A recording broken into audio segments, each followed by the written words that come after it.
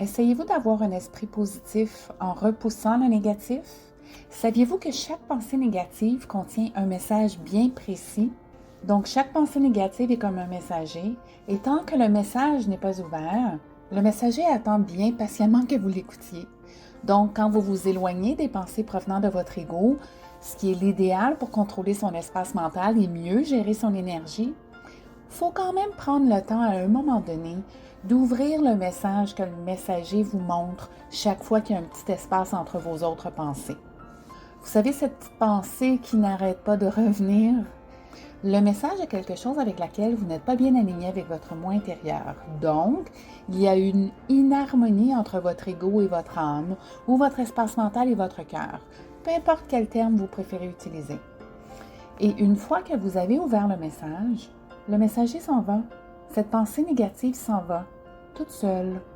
Ensuite, il faut voir ce qu'était le message pour s'en occuper. Des fois, c'est super simple et des fois, c'est un peu plus complexe et il faut s'en occuper par petites étapes.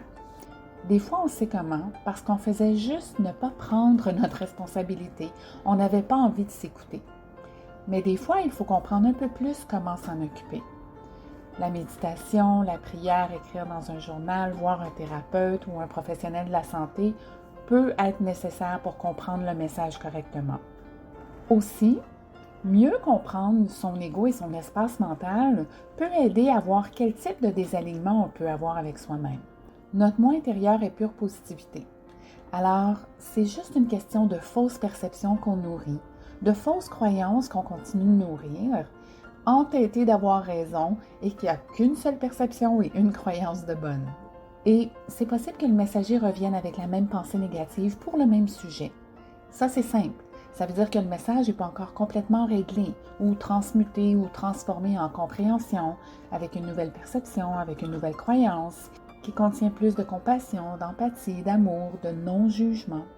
Aujourd'hui, je vous invite à, oui, vous éloigner des pensées qui proviennent de votre ego, mais de vous assurer que vous prenez aussi le temps d'écouter ce que chaque pensée vient vous refléter. Une pensée, c'est une projection des émotions que vous ressentez et que vous nourrissez. Mais attention, on n'écoute pas une pensée négative pour ventiler ou ajouter de l'huile sur son feu. Ce qu'on veut, c'est devenir solution orientée. Mais pas égo solution orientée, mais âmement solution orientée. N'oubliez pas d'inspirer, de vous éloigner des pensées et visions provenant de votre ego, de voir avec votre âme et d'aimer. Bon cheminement.